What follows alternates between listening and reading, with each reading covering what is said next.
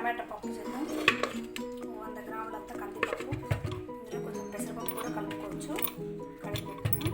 ఇందులో కావాల్సినవి చూడండి, కొత్తిమీర, కరివేపాకు, ఎల్లిపాయలు, ఉల్లిగడ్డ, పచ్చిమిరపకాయలు, జీలకర్ర, ఆవాలు, ఎండుమిరపకాయలు, కొంచెం కారము, కొంచెం ధనియాల పొడి, కొంచెం పసుపు పొడి, ఒక 4 టమాటాలు, కొంచెం సాంబార్ పొడి, కొంచెం ఇంగువ, కొంచెం ఉప్పు చేద్దాం. టమాటాలు కడిగి పెట్టుకోవాలి. ఒక 4 టమాటాలు, పచ్చిమిరపకాయలు, కరివేపాకు, కొంచెం కరివేపాకు ఎక్కువ వేసుకుంటే మంచి ఫ్లేవర్ ఉంటుందండి.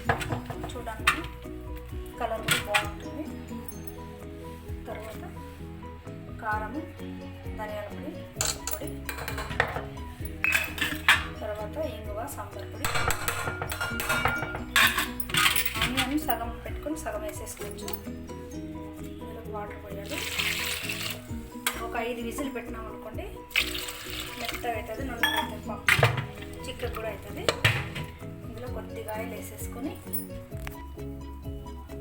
కుక్కర్లో పెట్టేద్దాం.